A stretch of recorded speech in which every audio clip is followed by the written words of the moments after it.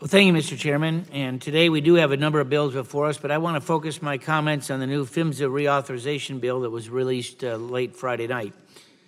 I got to say that I'm disappointed that it's come to this. The administration is opposed. It doesn't stand a chance in the Senate the way that it is drafted today.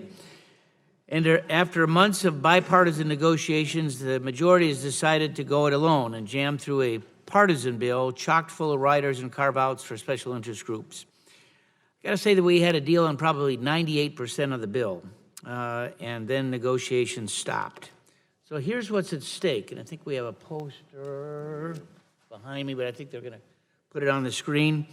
Legislation to protect public safety and the environment from pipeline accidents has always been a bipartisan issue, beginning with the Natural Gas Pipeline Safety Act of 1968.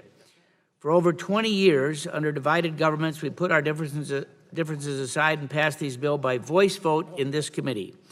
The Pipeline Safety Improvement Act of 2002 passed by voice.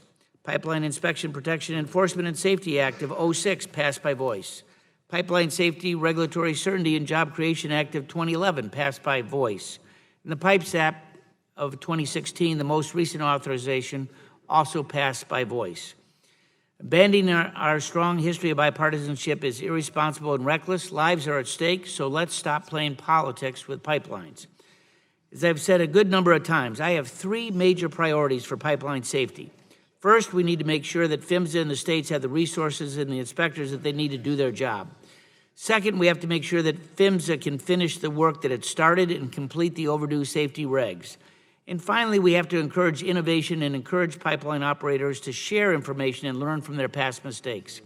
This bill falls short, and I'm afraid that some of the attached riders will in fact paralyze PHMSA's pending rulemakings, encourage backroom sue and settle deals with special interests, and send energy prices, yes, through the roof. We all know that pipelines are the safest, most efficient way to transport the critical fuels that our economy relies on. And today I'm going to offer a substitute amendment that increases PHMSA's budget and strengthens the workforce. While it doesn't have everything that Republicans are asking for to encourage innovation and implement lessons learned from prior accidents, the substitute is the only viable path forward. It is the only bill that is likely to be taken up by the Senate and signed into law. So I would encourage my colleagues here to support the substitute amendment so that we can get the bill back on track, and I yield back the balance of my time.